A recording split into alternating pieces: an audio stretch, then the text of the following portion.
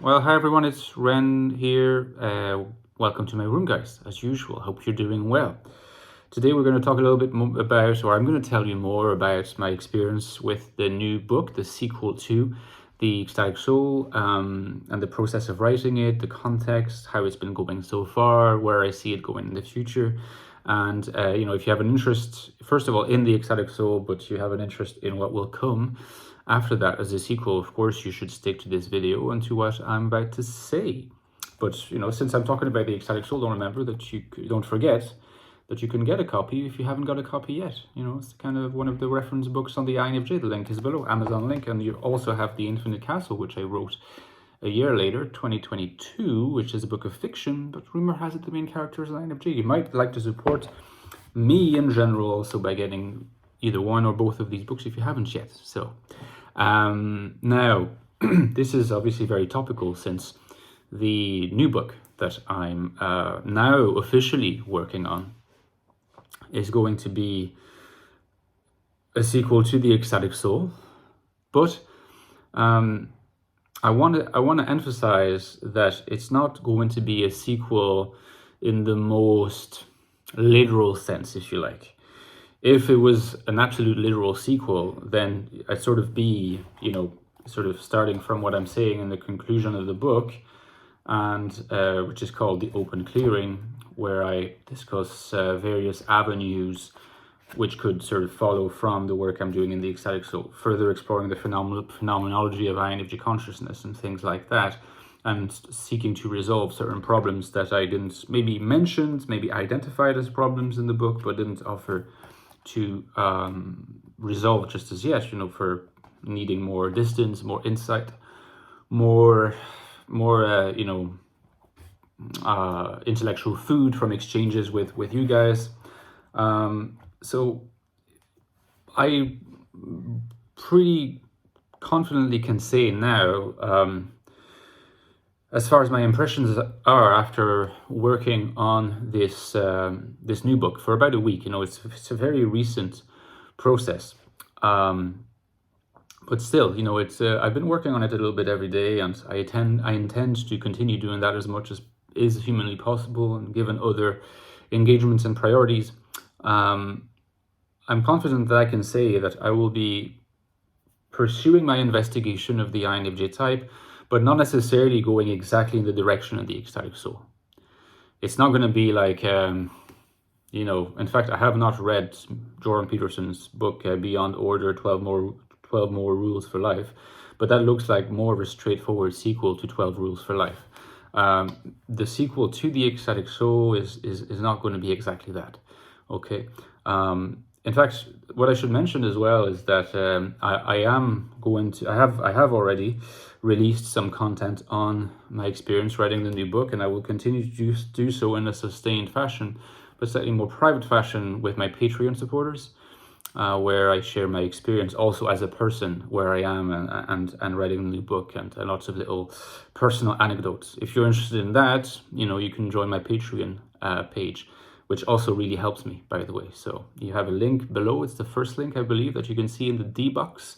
So anywhere from €3 a month, you can support me and access that content, and we can discuss there as well. It's a privileged area to talk to me if you're ever interested to do that. So I will, of course, continue releasing videos on this YouTube channel, the general channel, including on the new book, because that's an interesting topic. And it's a work in progress. In more than one sense. It's a work in progress, straightforwardly in the sense that I'm working on it. It's also a work in progress because I'm still actively seeking exchanges, communications, and feedback from my audience. There's something that I never tire of repeating in my videos. Someone, a YouTube creator could politely say, "Oh yeah, I'm liking and I am very grateful for all your comments. I read them all." But it's easy for a YouTuber to say that. And in fact, if you are beyond a certain number of subscribers, I think it becomes literally impossible to read everything. When I say that I read all of your comments, this is very sincere, not just because I'm interested in what you have to say, but I'm self-interested as well. I'm getting stimulated by your ideas and by your feedback on my ideas. So I don't have time to reply individually to everybody. I hope you can understand that. But if I do give you a heart or something, it means that I've read your message. Sometimes I give you a heart if I've read your message and it has a question and I don't answer it, just because, again, time is a really scarce resource. I wish I could answer everyone, but it's difficult. You have more of a chance of getting a response from me if you're a Patreon supporter. Yeah. Just saying. Because obviously there's a smaller community and stuff like that. So in this process of working on a new book, there's a few things I can tell you. I can't tell you the title because there's no official title yet. There's a working title for the sequel. Now this working title is, I was saying to my Patreon community that I'm only about 5% sure that I'll keep it. So 95% unsure or sure that I won't. Some feedback has said that the working title I mentioned was not so bad. I'm deciding to keep it as an exclusive for Patreon for now, but I think it's just a bit too similar to the title of the Ecstatic Soul, but we'll see. As I'm progressing with the book, you see, and this is also why this whole thing and these videos are something more collaborative than you think, is that I'm getting more ideas as I'm writing the book. So I have a broad frame of mind for this book, for this new book, but it's evolving as I progress. Always happens when you're writing something kind of long term, but also you share some of your ideas in videos and you see how people react to them, and that can further inform how you're writing the book. So one of the criticisms of the Ecstatic Soul that have been the most common, in fact, I'd say 99% of critical stuff that's been said about the Ecstatic Soul, is that it's a little bit, for some people, it's a little bit technical, it's a little bit academic, it's a little dry, or it's a little lacking on the concrete side of things. I want to hasten to emphasize that this is not true for everybody. Like, there have been people, many people, who have said that yes, it's demanding, you really need to give it your attention, maybe you read it more than once, but that if maybe the practical examples are not what abounds the most in the book, but it's possible for a careful reader to extract from what's said how to apply, what's said in practice, so that it's not that abstract. But I'm nevertheless taking this on board for this new book. And so what I can already say is that the new book probably will be about the same length as the Ecstatic Soul. I'm not quite sure yet, but I would say in that vicinity. Maybe a tad longer, but I do want it to keep it compact and sort of punchy. So it's likely to have a similar number of chapters. It could have more chapters, but slightly shorter chapters, with the exception of the first chapter. The first chapter, which is titled, again, working title, I can share this with you, Rethinking the INFJ. All right, so that's the first title of the chapter. I finished a draft version of it yesterday. Obviously, this is subject to change and all that, but if you like, the first chapter, pardon me, is going to be the only chapter in the book that's a little bit heavier on theory than later chapters. Now, but when I say it's heavier on theory, I actually want to make it lighter, even for the first chapter, than anything in the Ecstatic Soul. So appreciate what this means. It means that the heaviest chapter on theory in the sequel, as I intended in my writing style and in my use of technical language, is lighter than anything that's in the Ecstatic Soul, and yet it's the only chapter in the book that will be explicitly theoretical in parts. Now, it's an interesting challenge for me because this is the domain in which I am the most comfortable theorizing.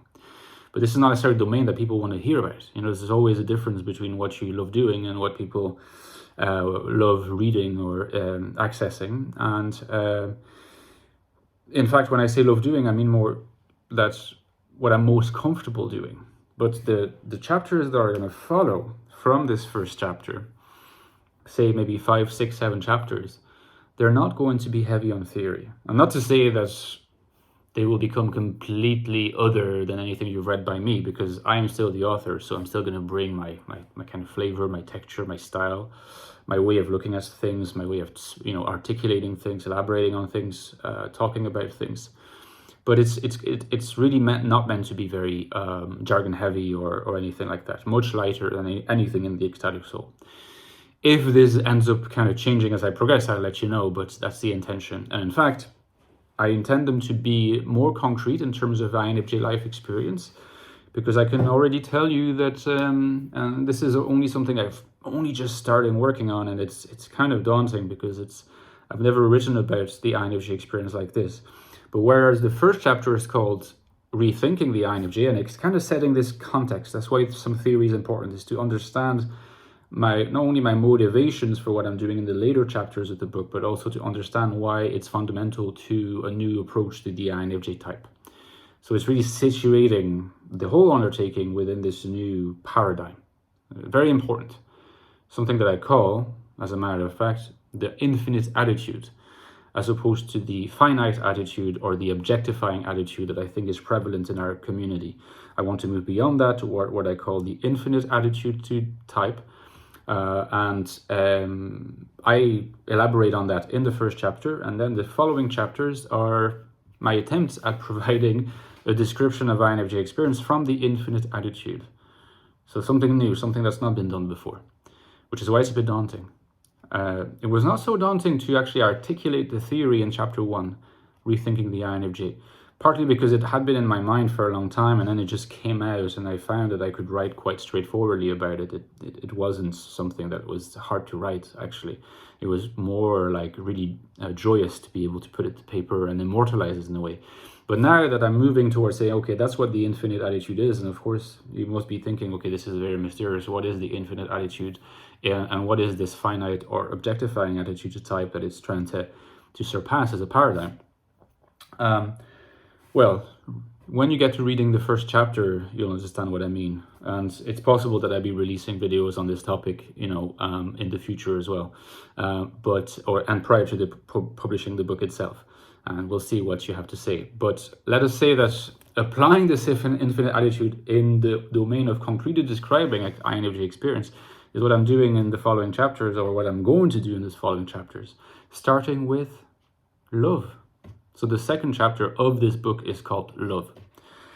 So it's a working title, but the topic is clear, and you probably will agree with me that compared to stuff I've written about so far, like in my kind of writing career, this is kind of a new angle. I'm talking about something that all of us care about, that is quite concrete, and is probably one of the topics, love, that is the most resistant to any kind of heavy theorizing. Anytime that someone tries to theorize heavily about love or be scientific, it sounds just ridiculous and completely absurd and off the mark. I wanted to start right off the bat with this topic among all the possible experiences of being an INFJ, because I thought, okay, that's the most challenging. That's the one where I'm the most likely to be tempted away from going back to the theorizing register, because I want to illustrate this infinite attitude. So, Rethinking the INFJ, working title of the chapter 1, and Love, in obviously the INFJ experience as the chapter 2. And it'll be, like I said, probably 4 more chapters at least after that. That's the current kind of little peek that I can provide you. And let me know what your thoughts are at this stage. And I'm excited to share more with you on Discord, guys. Until then, enjoy the rest of your day, and I'll talk to you tomorrow. Bye-bye.